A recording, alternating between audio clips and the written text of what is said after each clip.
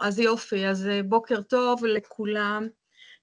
שמי הדס בלום, עוסקת בעולם הבטיחות הרבה שנים. הדבר שמאוד מאוד קרוב לליבי בתחום זה הנושא של ההדרכות. אני בוובינר הקודם קצת סיפרתי מאיפה אני מגיעה, מהניסויים בחינוך וכולי, ואני מאוד מאוד אוהבת לפתח ולעסוק בנושא ההדרכתי, כאשר המטרה היא תמיד להשפיע על העובדים. אז בפעם הקודמת דיברנו על הנושא של ההדרכה. היום אנחנו מתקדמים ומדברים, אוקיי, איך אני בעצם בונה תוכנית הדרכה בבטיחות, כך שהתוכנית תהיה אפקטיבית לארגון. ויש כאן מילה שהיא מאוד חשובה, זה הארגון. בארגון עובדים הרבה מאוד אנשים עם פרופסיות שונות, ואז כאשר אני בונה תוכנית, אני צריכה שהתוכנית תהיה מותאמת לפרופסיות השונות, ועל זה אנחנו נדבר היום, ואני אשמח אם במהלך, אם יש שאלות או יש איזה פוקוסים שתרצו, אז בהחלט אפשר לכתוב, ואנחנו כאן מאורגנים כך שנוכל גם לענות. אז אני אקדים מי אנחנו, חברת HB Consulting, שמורכבת בעצם מ-HB Safety, שנותנת מענה של 360 מעלות לארגונים, אם זה שירותי ממונה, הדרכות, ניהולי סיכונים, נהלים, מגוון מאוד גדול. יש לנו את HB Innovation, שזו חברה שיש לה מערכת לניהול ויישום תהליכים, עובדים בה הרבה מאוד ארגונים בארץ ובעולם, ויש לנו את HB Learning, שזה הטירוף, אני חושבת שלי, שכאשר אנחנו הולכים להדריך, אני מתעקשת שאנשי מקצוע יהיו מעורבים בדבר, בהדרכה, בתהליכים שאנחנו לא באים לשיעור, לא מוכנים, אנחנו באים, ויותר מזה, אני לא חושבת שנכון להביא מצגת גנרית אחת מארגון אחד לארגון שני, כאשר אני משתמשת למשל בתמונות של איזה משהו שלא אומר כלום לעובדים.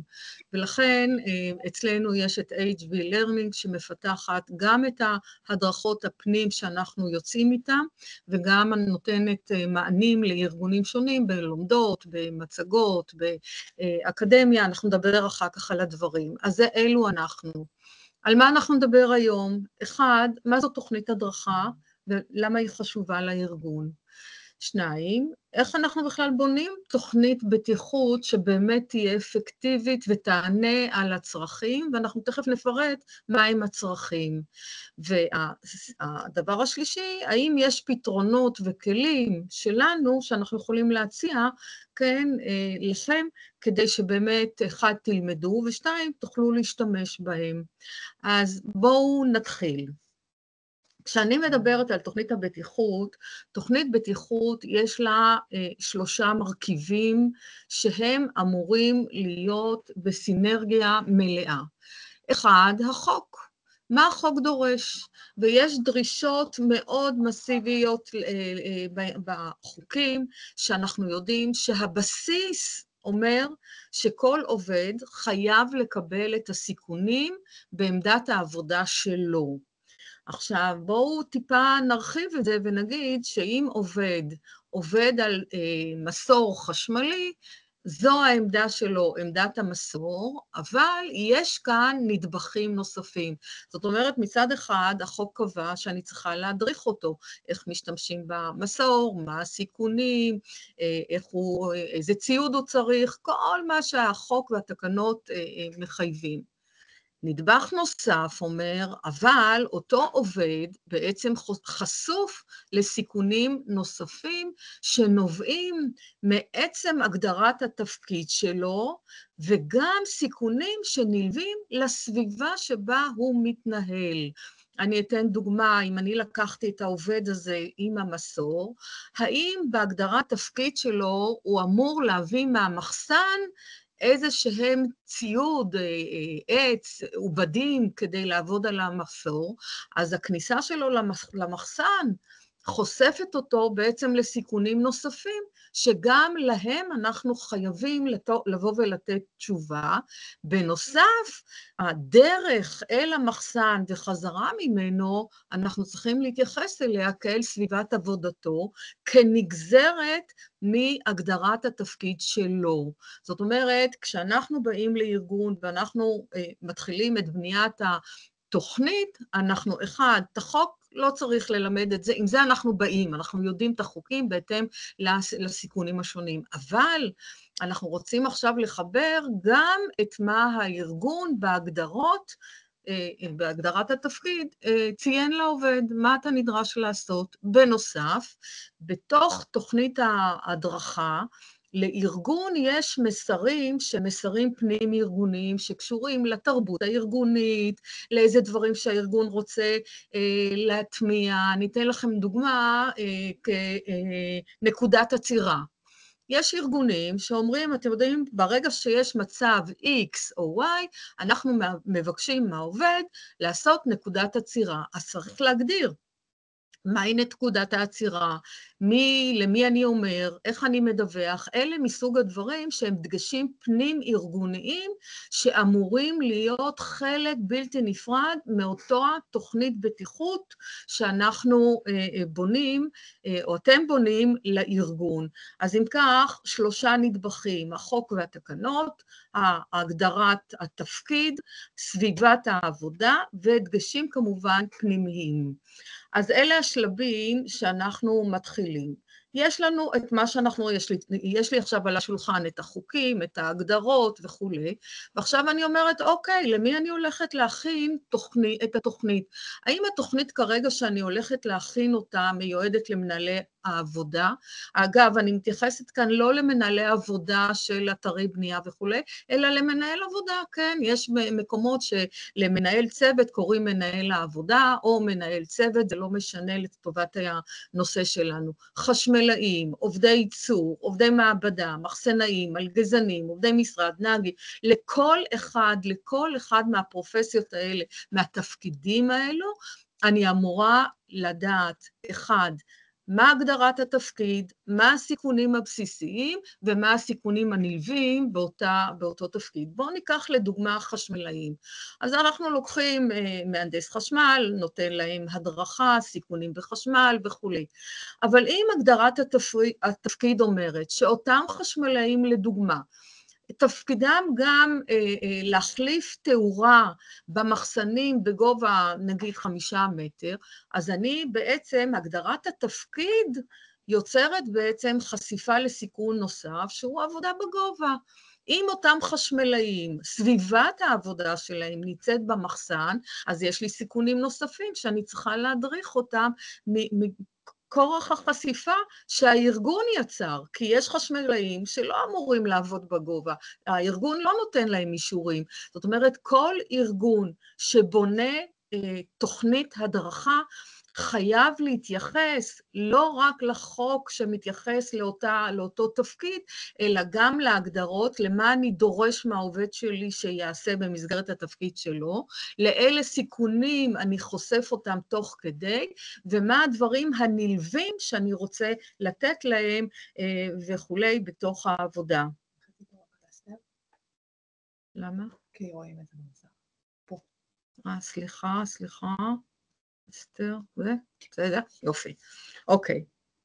אז בואו נמשיך. אני נותנת לכם כאן דוגמה נוספת.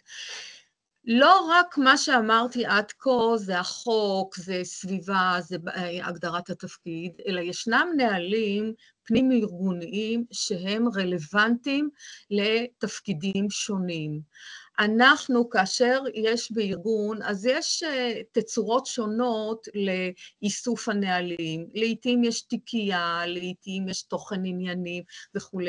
אבל אין לי מידע בתוך הדברים מי האוכלוסייה שצריכה את אותו נוהל, למי אותו נוהל מיועד, כך שבשליפה אני אדע. הרי המטרה שלנו בבנייה של תוכנית הדרכה זה שנכלול בתוך התוכנית את כל האלמנטים שאותה אוכלוסייה צריכה. כאשר כותבים, ואני מנחה כתיבה של נהלים, בדרך כלל יש את הבסיס, שהוא הבסיס שעליו אנחנו כותבים נהלים. יש את מטרת כתיבת הנוהל, יש אוכלוסיית היעד שמיועדת לדעת את השליטה בנוהל הזה, לעתים נוהל אחד מיועד למספר אוכלוסיות, כאן לא אחת אנחנו נתקלים שאין ארגון או אינדקס מסודר של נהלים בארגון, שאומר לי, אוקיי, נוהל שינויים, למי הוא מיועד? האם הוא מיועד אך ורק למהנדס, או מיועד לעתים גם לאותה מחלקה שעומדים שם לעשות שינויים? אלה דברים שאנחנו אמורים לחלץ אותם מתוך הנהלים שעוסקים בעולם הבטיחות, ולנהל אותם. כדי שנוכל להבין מה הרלוונטיות לאיזה קהל יעד רלוונטי. אני אתן לכם כאן דוגמה, פרט לנהלים יש לנו גם הוראות פנים-ארגוניות שמיועדות, בדרך כלל ההוראות הן הרבה יותר ספציפיות מהנוהל, זה התנהלותם של עניינים בארגון, שבתוך נוהל יכולים להיות נגזרות של הוראות שונות, והוראה יכולה גם לעמוד בפני עצמה. אז תראו, סימנתי שם באדום דוגמה שחלות, על מי חל הנוהל? אז כתוב, נוהל זה חל בכל מקום בו יש סכנת הידלקות או פיצוץ. חברים, יכול להיות שהידלקות יש לי גם במשרד. אם נתתי פינת עישון במדרגות ויש שם פח עם ניירות, אז יכול להיות שכן, אני צריכה להיות מאוד מדויקת כאשר יש לנו אוסף של הוראות ואוסף של נהלים, למי הם מיועדים כדי שתוכנית ההדרכה לא תפספס גם את המסרים שהם, או ההתנהלויות הפנים-ארגוניות. ולכך יש לנו כאן המלצה. כאשר ההמלצה בעצם שייכת לנושא של ארגון הנהלים. כאשר אנחנו כותבים נהלים או עוברים נהלים ומטייבים אותם לארגונים, אני תמיד מבקשת להוסיף את הרובריקה הנוספת למטה, שיש לי את שם הנוהל, כן, זה הנוהל שנכתב, ואז תסמן לי ב-X, יש לי את כל אוכלוסיית המקצועות שיש לנו בארגון. אם זה מעבדות, אם זה ייצור וכולי, ואני יודעת עכשיו שנוהל זה, שקוראים לו כך ומספרו הוא כך, מי שצריך לעבור רענון בו זה עובדי ייצור והמלגזנים. זאת אומרת, יש לי ניהול של הידע הפנים-ארגוני, שהוא פועל יוצא מתוך נהלים והוראות, והוא מאורגן, כך שאנחנו נוכל לעשות אותו בטבלה מרכזת, ולא לפספס בהדרכה הפנים-ארגונית שלנו, שאנחנו מתכננים אותה. אז בואו שדיברנו קודם כל על החוק, שהוא הבסיס שלנו, 2, על ההנחיה הפנים-ארגונית, או על הגדרת תפקיד, על סביבת העבודה, וההמלצה היא גם כאן לארגן מתוך הנהלים איזה דברים אני צריכה לאיזה אוכלוסיות. יש נהלים שלמשל עבודה על סולם, אם אני עושה נוהל גדול שכותבים לו עבודה בגובה, ויש שם פרק קטן שכתוב עבודה על סולמות, ויש לי אוכלוסייה שלמה שעובדת על סולמות, הם צריכים להיות מודרכים על עבודה על סולמות, הם לא צריכים את כל הנוהל, הם צריכים אך ורק את הפרק היהודי שלהם, וכדאי ומומלץ בעצם לנהל את הדאטה הזו, כך שנוכל, כאשר בונים תוכנית, גם לרכז את הדברים הללו. בנוסף, אחרי שדיברנו על כל מה שהצהרתי, אנחנו נוהגים גם לעשות תצפית שמטרתה לגלות סיכונים שלהם חשופים עובדים כתוצאה מרצון טוב, כתוצאה ממשהו שהשתנה, והנה פתאום לא שמו לב שהעובד עושה, ואני אתן לכם מיד דוגמה.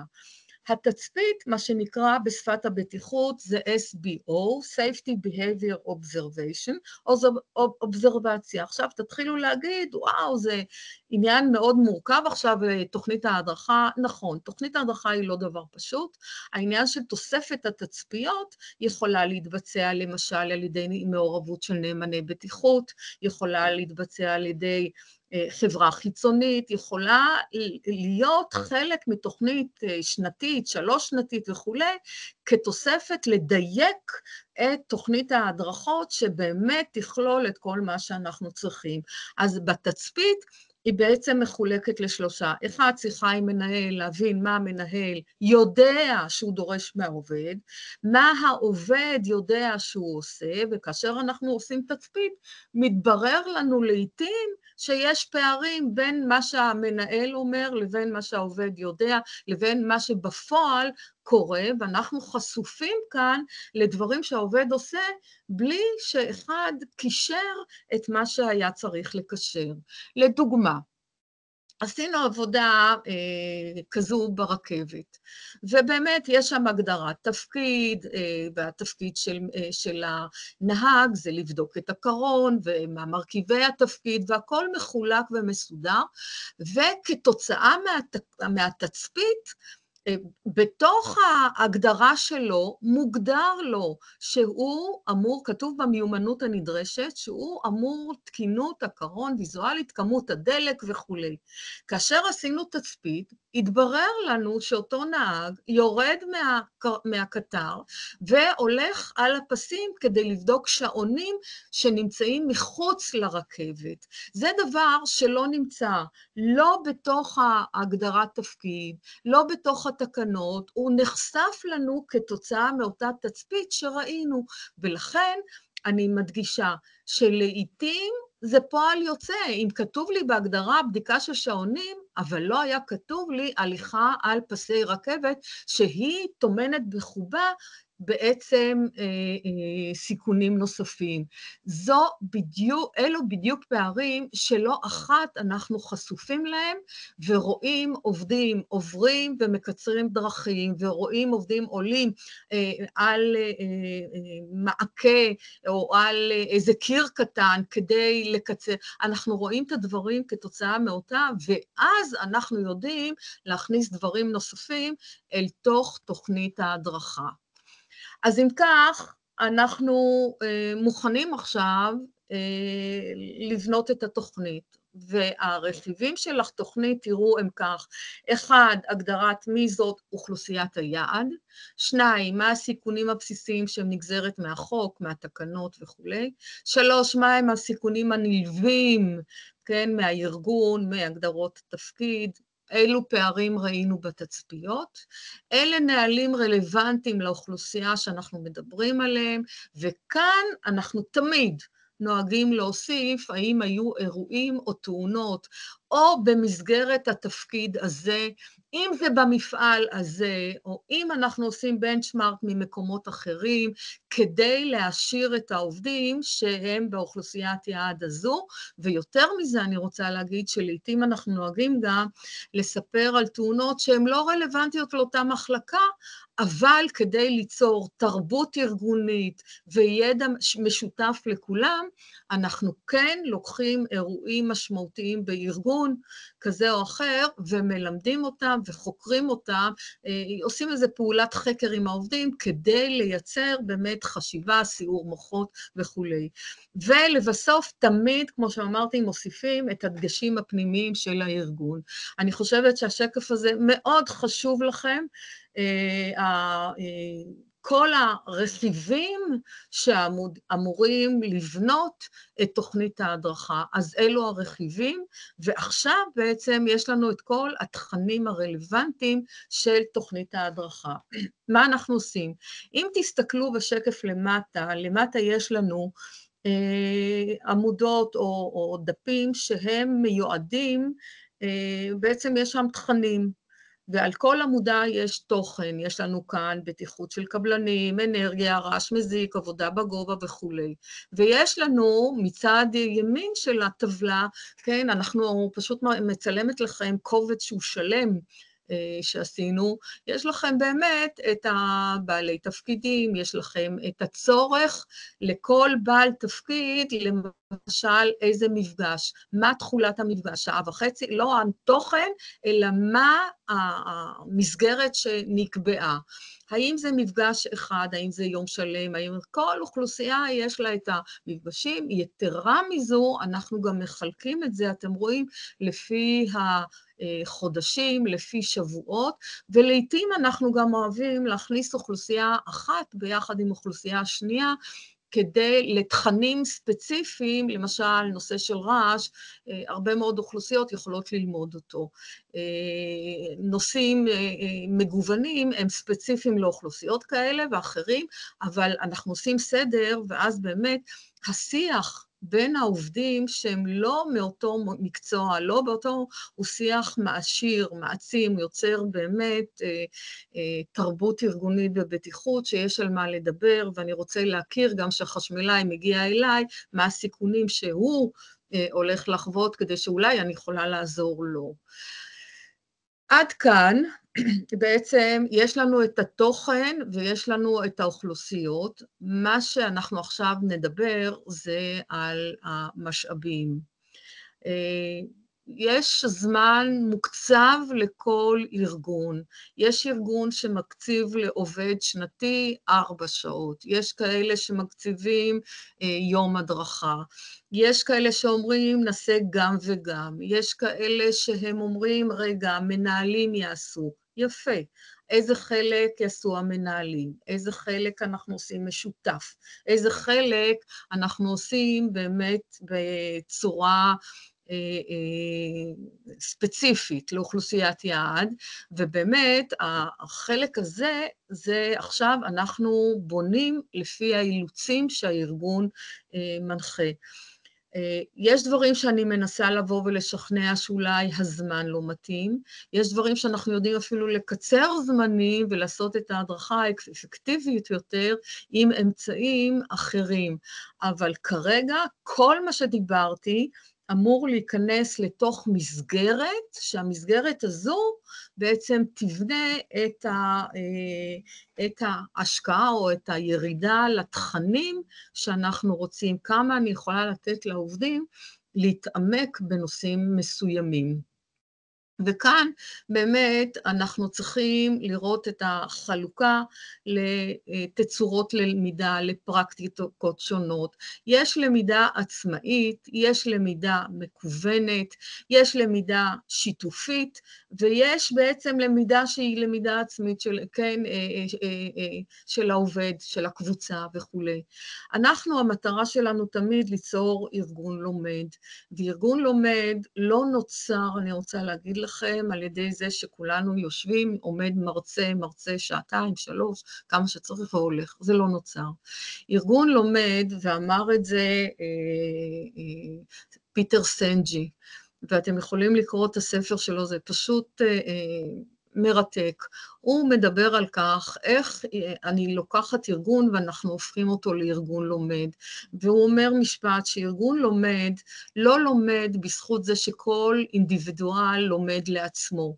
אם כל אחד ילמד תואר ראשון, תואר שני, תואר שלישי, הארגון לא ילמד. הארגון לומד בתנאי אחד, בתנאי שכולנו יושבים ונערך איזשהו דיאלוג, איזה סור מוחות, איזה משהו, כדי שבאמת ניצור את הארגון הלומד. ולכך יש לנו בעצם המלצה נוספת.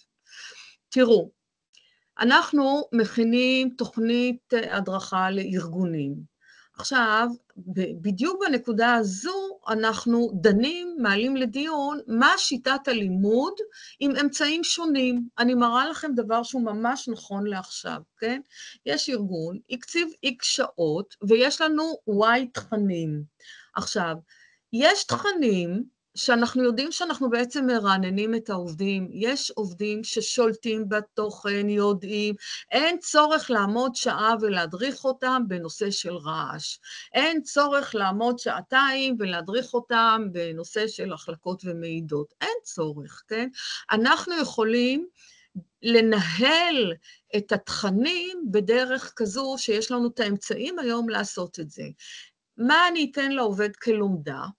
מה אני אתן לו כאיזושהי עבודת צוות, אני יכולה לעשות את זה. תראו, אנחנו, בגלל שזו התפיסה, אנחנו בחברה הקמנו את כל האתר של האקדמיה לבטיחות, שיש שם באמת עשרות לומדות. עכשיו, תארו לכם סיטואציה שחודש לפני התכנסות העובדים להדרכה, אני מבקשת מהעובדים, מהעובדי ייצור, תעברו בבקשה, אני פותחת להם 4 לומדות. לעובדי המחסנים אני פותחת 3 לומדות, ואני נותנת להם זמן, שהם אמורים לעבור על אותם לומדות, יש להם מבחנים, הם מקבלים תעודה, ואני כמנהלת אני יודעת, ואז במהלך החודש הזה, אני יכולה לייצר שיח באתר, כן, כמו, ראיתי שעברתם, ראיתי שרוב התקשו במשהו, ראיתי שאתה עדיין לא עשית, או יש בעיה עם זה, נוצר פתאום שיח, אפילו בין העובדים, של, אני סיימתי את לומדת הרעש, מה ענית בשאלה הזו והזו? זאת אומרת, אנחנו מתחילים להכין את העובדים באמצעות לומדות, למידה עצמית, שכל לומדה, כן, כולל המבחן ידע זה 20 דקות, במקום לקחת אותם עכשיו ל4 שעות וללמד אותם את 4 התכנים או 5 התכנים השונים. אז באמת, הם הלומדים, לוקחים מקבלים לומדות, כן? אנחנו נותנים את זה לפני, מגדירים להם זמן, ובלומדות כמובן יש סרטונים, יש מבחנים, יש לנו את כל האופציות שאנחנו יכולים להשאיר את הכיתה, ואז יש לנו את יום ההדרכה. וביום ההדרכה אני לא זקוקה כבר ל8 שעות, אני לא זקוקה ל4 שעות. אני יכולה להתחיל את יום ההדרכה, למשל, במבחן בקהות, ולראות באיזה נושאים מתקשים, איזה נושאים הם יודעים. אני יכולה לשלב טכנולוגיות שאנחנו עושים אותן, יודעים לשלב אותן, כן? ואז מתחילה ההדרכה כמין איזשהו פוקוס על דברים שהתקשו, והולכים לדברים העיקריים. אלה סיכונים למשל בארגון של נושא של חפירות, וכאן אנחנו מפתחים דפי פעילות, צפייה מונחית, אנחנו יוצרים קבוצות למידה, ויש דיון במליאה שלא רק המדריך מדבר. העובדים הם אלה שמדברים, הם אלה שנותנים את החוויה, את הדעה שלהם, וזה המקום בדיוק לעשות תיקונים על מה שאנחנו תיקונים. שעה נוספת, נושא של כלים מטלטלים. אנחנו היום עובדים עם AI לדוגמה. אנחנו מבקשים מהעובדים ליצור כרטיס לכל כלי עם הסיכונים שלו, כן? אנחנו לא רוצים שאתם תשבו רק ותקשיבו. אנחנו רוצים שהעובדים יחשבו, שיפעלו, שיתווכחו, שיריבו וידברו בטיחות.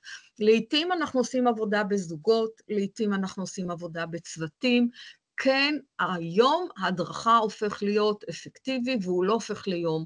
הוא הופך בעצם, הוא יכול להפוך לחודש, הוא יכול להפוך להרבה מאוד פעילויות שהן נגזרת. יותר מזה אני אוסיף ואני אגיד, לעתים אנחנו מבקשים ממנהלים שיש חלקים שמנהלים ידריכו אותם, כי גם כשהמנהל מדריך, הוא לומד בעצמו. אז זאת אומרת, ברגע שיש לנו את כל התוכן, שנגזר מכל מה שהסברתי קודם, אני יכולה לדעת מי עושה, מה עושה, ובאיזה אמצעים הוא עושה את הדברים, כדי שבאמת תהיה למידה, שהיא תהיה למידה והארגון יהיה ארגון לומד.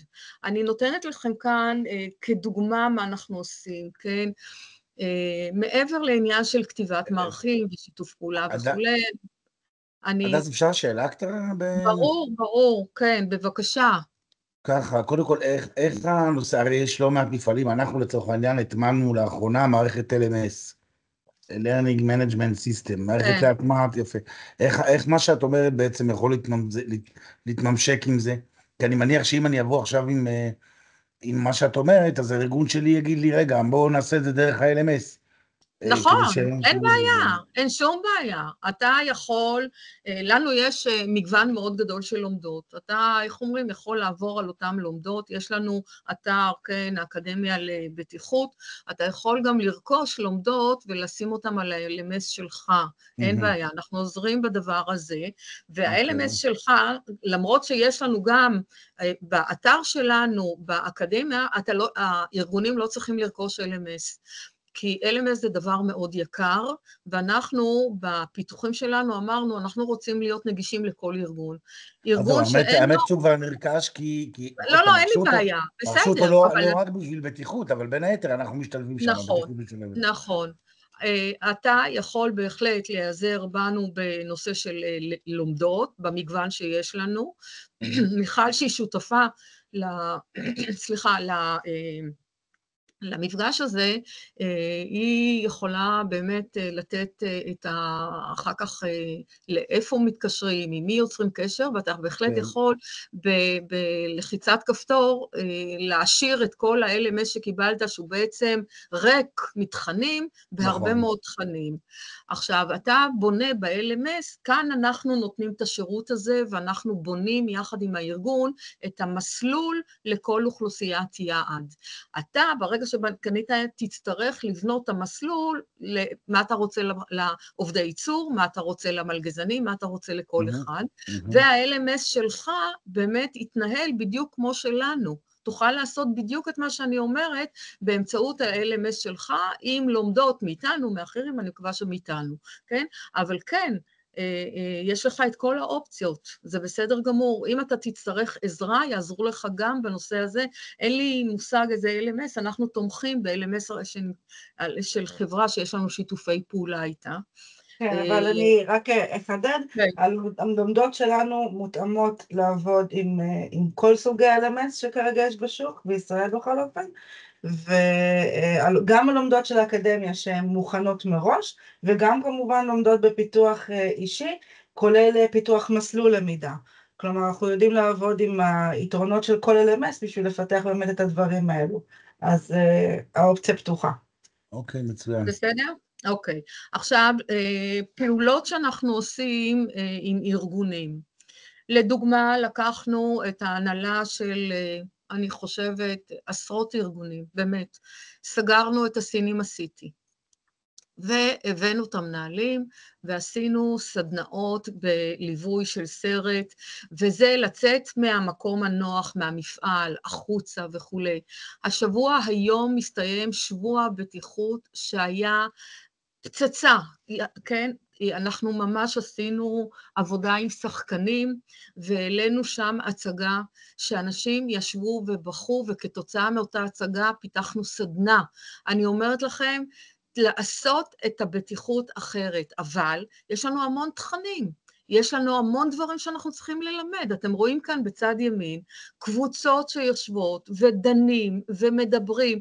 אנחנו הופכים את הלימוד של בטיחות ללימוד מעניין, מאתגר ולא משעמם. אותי משגע כשאני נכנסת ואני רואה שעמום בכיתה של הדרכת בטיחות. תמיד אני אומרת, אני חושבת שגם בפעם הקודמת אמרתי למי שהיה בוובינר, שזו השעה, שעת הדרכה היא השעה הכי יקרה. יושבים 30 עובדים, משלמים להם שעת עבודה, ואם זה 4 שעות או 8 שעות, זה הון עתק של כסף בארגון, זה שעות יקרות.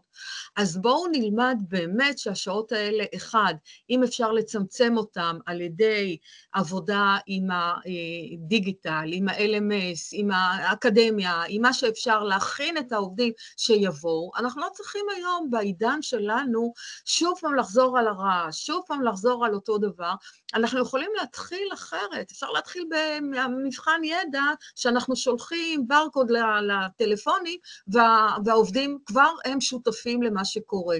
חברים, צריך להבין שתוכנית ההדרכה, ההוצאה לפועל שלה, צריכה להיות חווייתית, חוויה.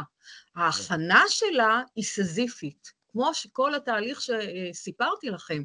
ואז בעצם אנחנו לוקחים, ויש לכם כאן דוגמה עם מנהלים, את המנהלים רצינו להביא לאיזושהי תובנה מה תפקידו של מנהל, איך הוא מתחיל את יום העבודה שלו, מה האחריות שלו בנושא של טיפול במפגעים, את הכל הבאנו דרך תצפית, כן, ודיאלוגים, וזה היה פשוט, זה עסק מרתק בצורה בלתי רגילה.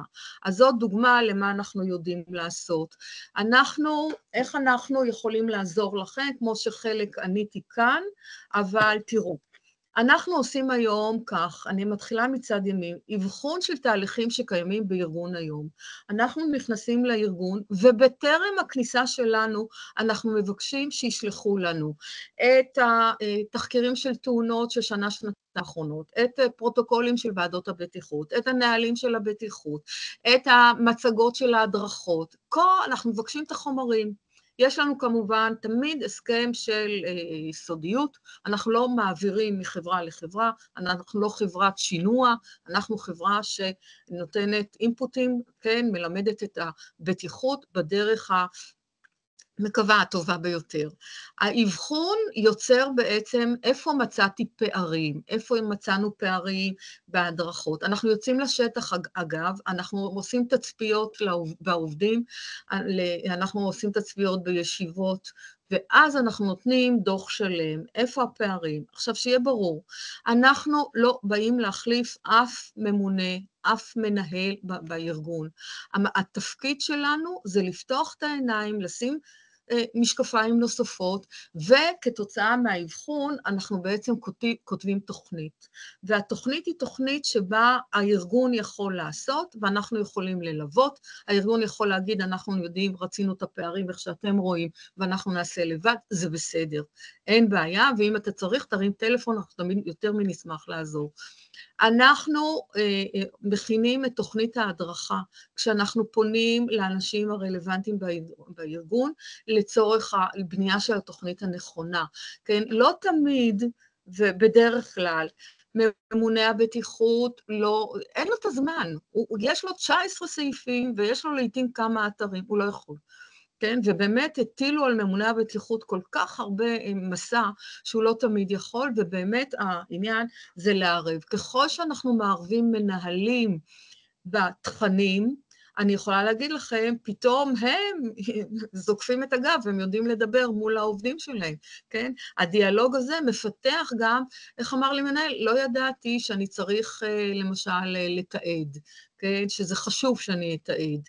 Okay, הדיאלוג הזה הוא דיאלוג שכשלעצמו מפרה בארגון, אנחנו כותבים, ואז ביחד אנחנו אומרים, אוקיי, איך תתבצע ההדרכה? יש הבדל בין יצירה של תוכנית ההדרכה, לבין הרכיבים שמרכיבים את ההדרכה. מה מתוך התוכנית מנהלים יעשו באיזה חודשים בשנה? מה מתוך זה אנחנו נעשה ככנס, ומה מתוך זה נעשה אולי יום בטיחות, הייד פארק, שעשועים, אנחנו עושים משחקים, אנחנו עושים בינגו, אנחנו עושים הרבה דברים, כן? אז איך כל פרק משתלב בהוויה, ויכולה להיות הוויה שנתית, אני לא חייבת יום בשנה לסגור את הבטיחות, ועם זה אני עושה וי, ובעצם לא הבאתי ערך מבחינת הארגון, מבחינת הלמידה, וכמובן אנחנו יודעים גם להדריך בפועל את התוכניות, את ההדרכות, את מה שאנחנו עושים. אז אלה הדברים שאנחנו יודעים.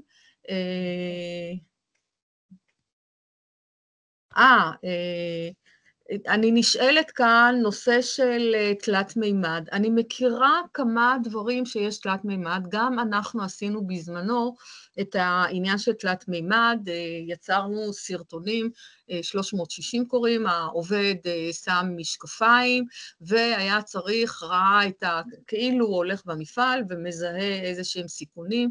אני יודעת שיש חברה שיצרה גם בנושא של נעילה ותיוג לחשמלאים, כן? אני יודעת להגיד לכם שזה לא כל כך מוצלח, כי אני עצמי הייתי בחברה ברחובות, ועשו לי הדמיה של עבודה של גובה.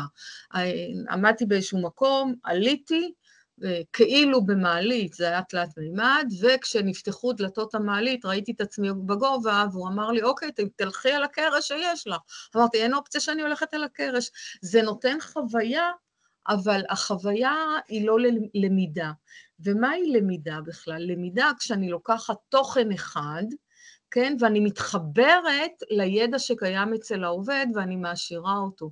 אין ספק שאנחנו יוצרים גם חוויות, אם זה סרט, אם זה משחק, אם זה איזשהו אתגר, אם זה חדרי בריחה אנחנו עושים, זו במסגרת, אבל יש שם למידה. ברגע שיש חוויה שהיא תלת מימד, זו נשארת חוויה, כן? והיא גם מאוד יקרה. אז כששואלים אותי, אם רוצים, אם יש כסף בארגון ורוצים ליצור חוויה, אהלן. אבל אם באמת הארגון שוקל על כל שקל שלו, אז יש דברים פשוטים יותר, זולים יותר, שניתן לעשות אותם. מישהו רוצה לשאול שאלה? מישהו רוצה לשאול שאלה? כן. לא? בבקשה. כן. העניין הוא באיך מתגברים על אותם נושאים, אותם סיכונים, לעובדים שכבר עברו הדרכה ראשונה, שנייה ושלישית, עובדים קבועים, שצריך לרענן להם את זה, והם ישר מגיבים, שמענו, אנחנו יודעים, מכירים. אתה יודע מה, הם כל כך צודקים, שאותי זה גם כשאני עושה את תהליכי האבחון בארגון, ואני רואה את אותם אנשי החזקה, שעובדים כבר 25 שנה, כן? מה יש לך ללמד אותי? מה יש לך להביא לי חדש? העניין זה לא החדש, העניין זה אני רוצה להפעיל את המוח שלהם. אני רוצה לראות עכשיו, אתה מכיר, בעצם יש לנו רמות חשיבה של, אני לא הכנסתי, אני הכנסתי את זה בפגישה הקודמת, של בלום, אדוארד בלום, שהיה פסיכולוג, והוא טבע את רמות החשיבה של האדם. הבסיס שלנו הוא ידע, כן? הם יודעים, הם שורקים את הידע. הרמה השנייה היא רמה של הבנה. עכשיו, איך אני בוחנת הבנה? לדוגמה, אני עכשיו עומדת לגהץ, הרגליים שלי בשלולית מים, והמגץ בחשמל. עכשיו, תשאל אותי מעגלים חשמליים, אני עונה לך. תשאל אותי מוליכות של מים, אני עונה לך. העניין הוא שאני לא עושה את הקשר בין האחד לשני. עכשיו, כשאני לוקחת עובדים כאלה, שהם עם הרבה מאוד ידע, אני רוצה לנצל את הידע שלהם לאיזשהו דיאלוג, לאיזשהו ניתוח. אני נותנת להם אירוע והם צריכים לנתח ולהביא לי את המסקנות. אנחנו מפתחים את ההדרכות להרבה מאוד ארגונים, כשבתוך הפיתוח הזה יש עבודה קבוצתית, יש עבודה אישית ויש עבודה במליאה גם כן. אני לא אתן להם, הם יכולים ללמד, יש דברים שהם יכולים ללמד אותי מהניסיון שלהם. אני רוצה ליצור עכשיו אתגר, שהם יאותגרו על ידי ההדרכה עצמה ולא ישבו סטטיים. זה נורא, זה פשוט, אנחנו גורמים עוול לעולם הזה של בטיחות, שאני כל כך אוהבת אותו, כן, על ידי, ובאמת, היה לי דיאלוגים גם בנושא של, לא, כן, ממונה בטיחות יודע להיות איש בטיחות, ויש אנשי בטיחות מעולים, אבל הם לא אנשי פיתוח הדרכה. הם יודעים להדריך את החומר שלהם לעתים, ולעתים הם מקריאים את המצגת שהם כותבים. והשאלה איזו מצגת, תראו את המצגת שלי, יכולתי לדבר כאן שורות, שורות, שורות, זה היה משעמם נורא. אז אנחנו עוזרים גם לעשות את המצגות, הפרזנטציה נכון, אבל תשמעו, צריך להבין שכשאני לוקחת אוכלוסייה, אני לוקחת מנהלים בכירים לקולנוע, כן? ואני מראה להם סרט, אבל אני לא מראה להם סתם. איך אמר לי מנהל לפני שבועיים שעשינו את זה בסינימה סיטי ברמת השרון, הוא אומר לי, את יודעת, הפתיחה שלך, ראיתי פתאום את הסרט שראיתי אותו כבר לבד, בבית, לפני כמה שנים, אז הוא אומר לי, פתאום הפתיחה שלך, ראיתי אותו אחרת לגמרי. זה העניין, להראות דברים מזוויות אחרות, באמצעים שונים, כדי ליצור עניין. ככל שאנחנו יוצרים עניין, אנחנו נפתח את ההבנה אצל העובד.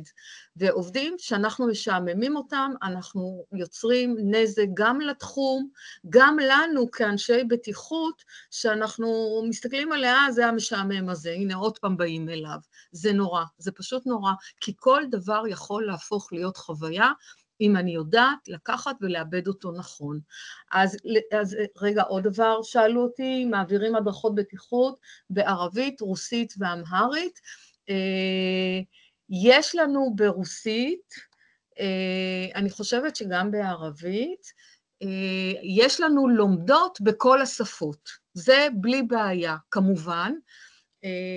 ולגבי השפות, אז אני מציעה פשוט שנראה מה available ברגע זה, וכן אנחנו יכולים להתארגן. לסיכום, אז אחד, יש לנו צורך לאפיין את קהלי היעד, יש לנו צורך להבין את הנהלים, החיצוניים, הפנימיים, כל הדאטה שדיברתי ואני לא רוצה לחזור על זה. אנחנו עושים את תהליך האבחון באמצעות תצפיות, תחקור מנהלים, מיפוי הסיכונים, ומפרקים את הנהלים לפי קהלים, מה כל אחד צריך לדעת, קובעים יעדים להדרכה, מי עושה, מי צריך לעשות וכו', כותבים את תוכנית ההדרכה, ומשתפים. אתם יודעים איזה כיף זה לשתף אנשים בתוך הארגון, הם מרגישים שהם חלק מזה, וברגע שאתה מרגיש שאתה שותף, אז אתה תעשה את ההוצאה לפועל של זה בדרך הכי נכונה, כן? אנחנו עשינו פעילויות עם כל חברת חשמל, אתם צריכים לראות, אנשים ישבו ואמרו, ביקשתי מהם לפתח משהו, איזה פעילות, אמרו, אנחנו לא יודעים, אמרתי, אין בעיה. אני אעזור לכם באבני דרך, ואז יצאו פעילויות, באמת הם עשו יופי של דברים, חוויה, פשוט חוויה.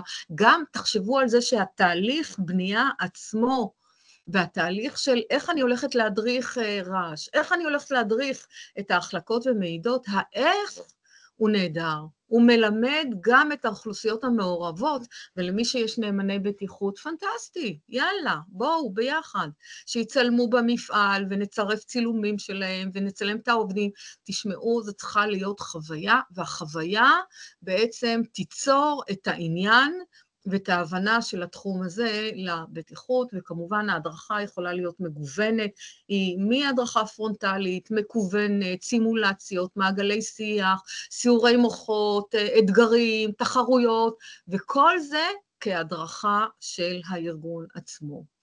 אז אני רוצה לפתוח ברשותכם את ה... רגע.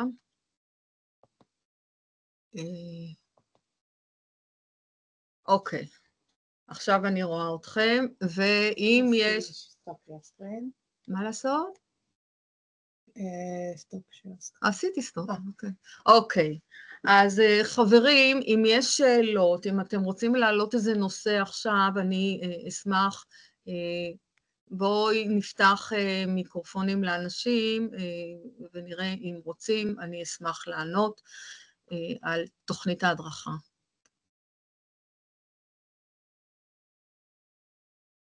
לא?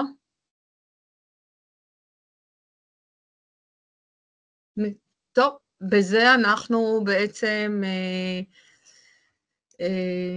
סיימנו את הוובינר הזה, שאני מאוד מקווה שנתתי אלו שהם אינפוטים לכך שבניית תוכנית הדרכה תהיה באמת אחרת, מאתגרת, מעניינת, ונשמח כמובן בחברה לעזור לכם בכל שאלה, בכל דרך. יש לכם את הטלפונים שלנו, בכלל מרכזת את זה, אם צריך, גם אנחנו תמיד לרשותכם. תודה רבה לכולם על ההשתתפות. תודה רבה. תודה רבה, להתראות. להתראות.